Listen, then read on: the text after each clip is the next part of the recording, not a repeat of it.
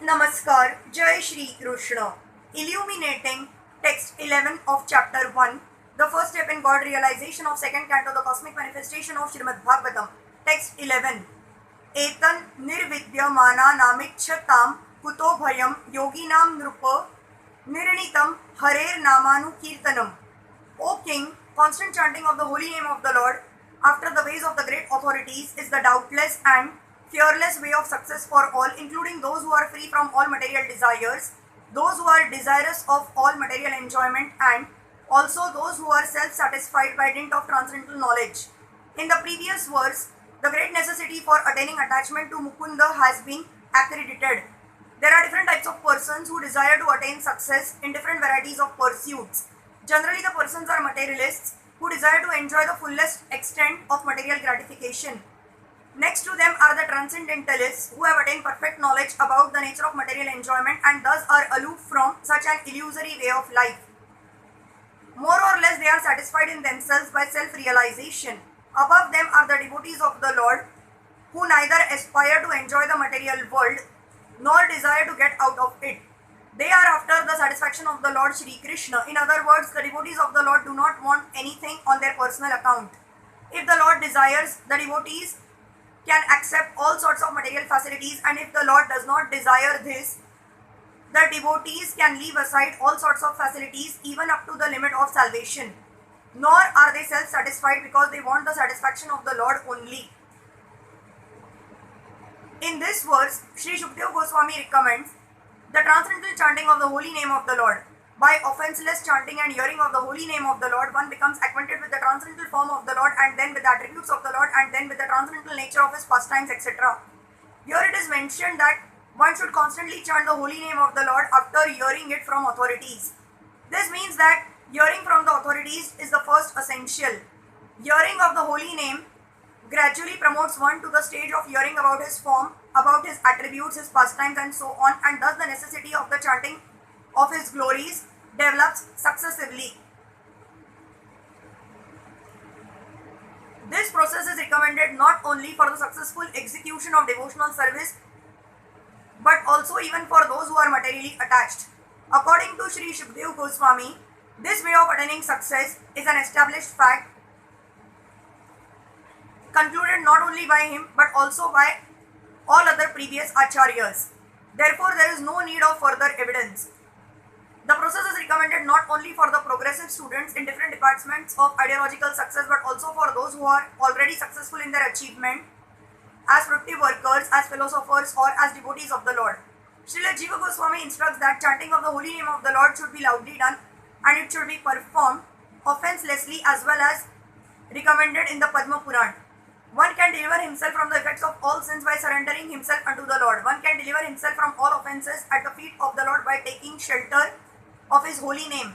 But one cannot protect himself if one commits an offence at the feet of the holy name of the Lord. Such offences are mentioned in the Padma Puran as being 10 in number. The first offence is to vilify the great devotees who have preached about the glories of the Lord. The second offence is to see the holy names of the Lord in terms of worldly distinction. The Lord is the proprietor of all the universes and therefore he may be known in different places by different names, but that does not in any way qualify the fullness of the Lord. Any nomenclature which is meant for the Supreme Lord is as holy as the others because they are all meant for the Lord.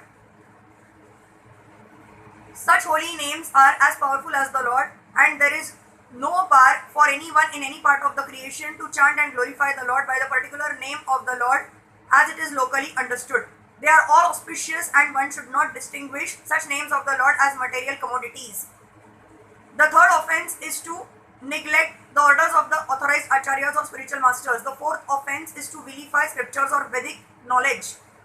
The fifth offense is to define the holy names of the Lord in terms of one's mundane calculation. The holy name of the Lord is identical with the Lord himself and one should understand the holy name of the Lord to be non-different from him. The sixth offense is to interpret the holy name. The Lord is not imaginary nor is his holy name. There are persons with a poor fund of knowledge who think the Lord to be an imagination of the worshipper and therefore think his holy name to be imaginary. Such a chanter of the name of the Lord cannot achieve the desired success in the matter of chanting the holy name. The seventh offense is to commit sins intentionally on the strength of the holy name. In the scriptures, it is said that one can be liberated from the effects of all sinful actions simply by chanting the holy name of the Lord. One who takes advantage of this transcendental method and continues to commit sins on the expectation of neutralizing the effects of sins by chanting the holy name of the Lord is the greatest offender at the feet of the holy name. Such an offender cannot purify himself by any recommended method of purification. In other words, one may be a sinful man before chanting the holy name of the Lord, but after taking shelter in the holy name of the Lord and becoming immune, one should strictly restrain oneself from committing sinful actions with a hope that by his chanting method of holy name, he will get protection from the Lord. The eighth offense is to consider the holy name of the Lord and his chanting method to be equal to some material auspicious activity. There are various kinds of good works for material benefits, but the holy name and his chanting are not mere auspicious holy services. Undoubtedly, the holy name is holy service, but he should never be utilized for such purposes. Since the holy name and the Lord are of one and the same identity, one should not try to bring the holy name into the service of mankind. The idea is that the Supreme Lord is the supreme enjoyer. He is no one's servant or order supplier. Similarly, since the holy name of the Lord is identical with the Lord himself, one should not try to utilize the holy name for one's personal service. The ninth offense is to instruct those who are not interested in chanting the holy name of the Lord about the transcendental nature of the holy name.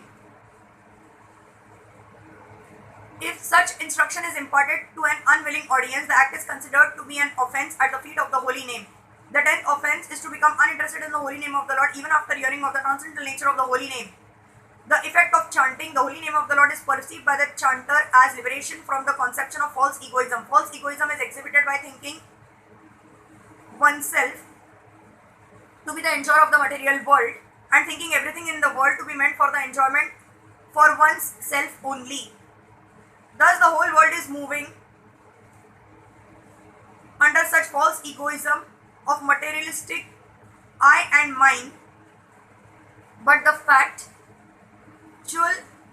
effect of chanting the holy name is to become free from such misconceptions. Hare Krishna.